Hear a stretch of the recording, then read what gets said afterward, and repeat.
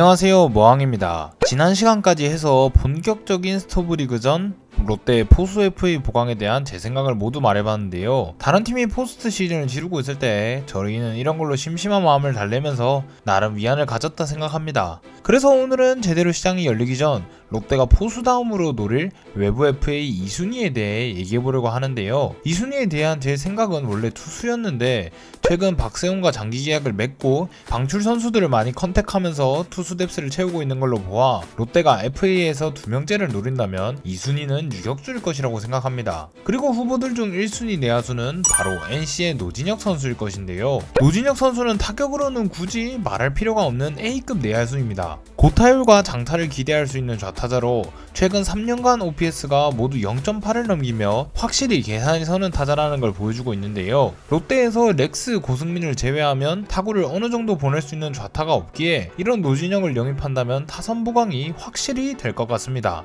올 시즌도 타율 2할 8푼에 두 자릿수 홈런으로 주요 타격 지표들에서 모두 내야수 탑10 안에 드는 걸 보여줬는데요. 특히 이 기록을 유격수로 대입하면 최소 탑3 안에 드는 타격 지표를 보여주고 있는 노진혁이었습니다. 그렇기에 주전 유격수 노진혁이 성사된다면 롯데는 정말 큰 보물을 얻게 되는 건데요. 타격에서는 이렇게 흠잡을 데가 없지만 바로 이 유격수 노진혁이라는 타이틀이 노진혁을 컨택하는 데에 대한 핵심이라고 생각합니다. 노진혁이 주전 유격수로 적합한지가 문제란 말인데요. 최근 4년간 노진혁의 유격수 수비를 보면 2020년에는 최다 이닝을 소화했지만 작년부터는 김주원에 밀려 3루수로 많이 출장하게 되며 유격수 수비 이닝이 반토막이 됐습니다. 심지어 올해는 3루수 출장 이닝이 더 많았고 정점을 찍었던 2019년 이후 처리율과 WAA, 이닝당 실책 비율이 모두 하락세를 그렸는데 특히 처리율이 80%대까지 떨어지면서 이 노진혁의 유격수 수비에 대한 의문이 생겼는데요. 올 시즌의 수비 지표를 보면 이학주 박성욱에게도 밀리는 수치로 올 시즌 내야 수비 보강이 필요한 롯데에게 노진혁은 수비에서 오히려 마이너스입니다. 롯데의 내야는 현재 유격수를 제외하면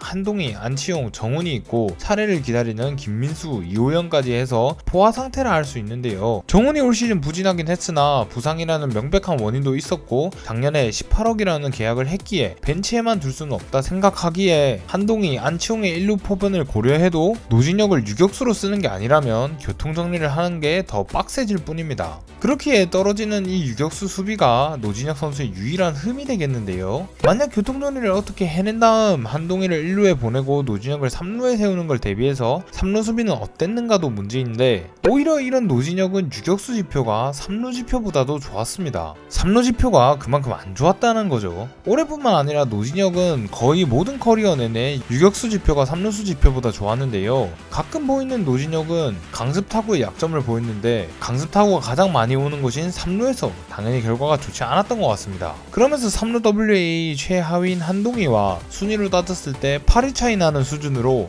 함께 하위 10위 안에 랭크되어 있습니다. 그렇기에 수비로 따진다면 3루수보다는 유격수가 나은 수준이고 롯데 내 교통정리까지 해서 깔끔하게 노진혁은 주전 유격수로 기용되는 것이 맞아 보입니다. 하지만 추가적인 문제로 노진혁 하면 고질적인 허리 부상에 대해서 말이 나오는데 이로 인해 주전 유격수로 풀타임이 가능할지가 애매합니다. 허리 부상을 당했던 작년 노진혁은 수비 범위가 줄어들고 실책이 많아지며 유격수 불가 판정까지 받았고 그로 인해 유격수 이닝이 줄어들었던 건데요. 그러면서 3루수 출장 비율이 높아진 건데 그래도 지표상으로는 유격수 쪽이 수비가 더 좋았다는 게 참 아이러니합니다. 어쩌면 유격수로 더 많은 이닝을 뛰었을 때 이 지표가 더 안 좋아질 가능성이 그만큼 있다고 생각해야겠죠. 그렇기에 노진혁의 유격수 풀타임 기용은 리스크가 상당히 크다 할 수 있습니다. 그렇기에 노진혁을 기용하려면 유격수 3루수 반반 기용이나 휴식일을 자주 주는 식으로 다소 까다롭게 관리를 해줘야 해 보이는데요. 그래도 노진혁의 3루 수비가 현재 한동희보단 좋은 상태이기에 주전 유격수로 나오다가 한동희 휴식일엔 3루 그리고 본인도 휴식일을 보장받으면서 관리를 받으면서 어떻게든 출장을 쥐어짜낼 수는 있는 건데 여기서 이제 호불호가 갈리지 않나 싶습니다. 분명 공격에서의 생산력을 보면 유격수로 매력이 확실한 선수이지만 수비가 롯데의 현 상황보다 좋지 않은 데다가 유격수 풀타임도 애매모호한 상태로 따로 관리를 받으면서까지 기용이 돼야 하는데요.